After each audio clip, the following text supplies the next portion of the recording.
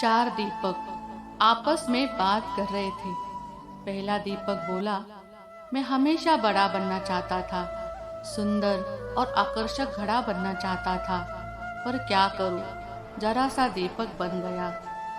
दूसरा दीपक बोला, मैं भी अच्छी भव्य मूर्ति बनकर किसी अमीर आदमी के घर की शोभा बढ़ाना चाहता था, पर क्या करूं, कुम्हार ने मुझे एक छोटा सा दीपक बना दिया।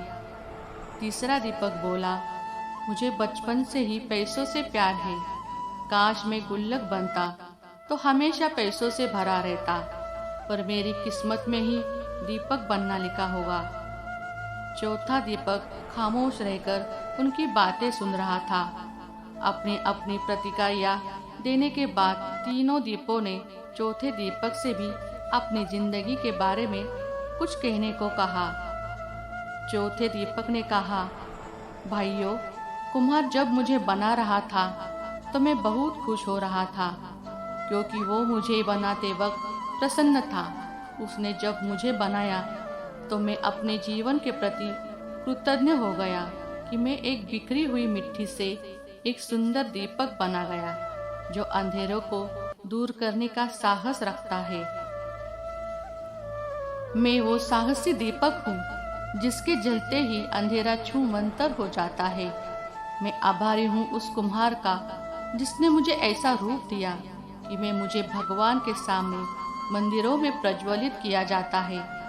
मेरी रोशनी में पढ़कर न जाने कितने होनहार बच्चे आज बड़े बड़े अफसर बन गए हैं और देश की सेवा कर रहे हैं। मेरा प्रकाश सिर्फ अंधेरा को ही नहीं, बल्कि एक नई उम्मीद और नई ऊर्जा का संचार करता है।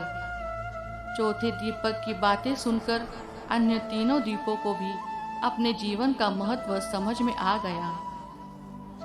साथ संगत जी, अक्सर हम इंसान जो मिलता है या जो हम हैं उससे संतुष्ट नहीं होते और उन तीनों दीपों की तरह अपने कुम्हार यानी ईश्वर से शिकायत करते रहते हैं। लेकिन अगर हम ध्यान से देखें तो हमारा जीवन अपने आप में बहुत महत्वपूर्ण है और हम जो है उसी रूप में इस जीवन को सार्थक बना सकते हैं। इसीलिए चौथे दीपक की तरह हमें भी जो है उसमें संतुष्ट होकर अपना सर्वश्रेष्ठ जीवन जीने का प्रयास करना चाहिए। साथ संगत जी, प्यार से कहना धन निरंकार जी।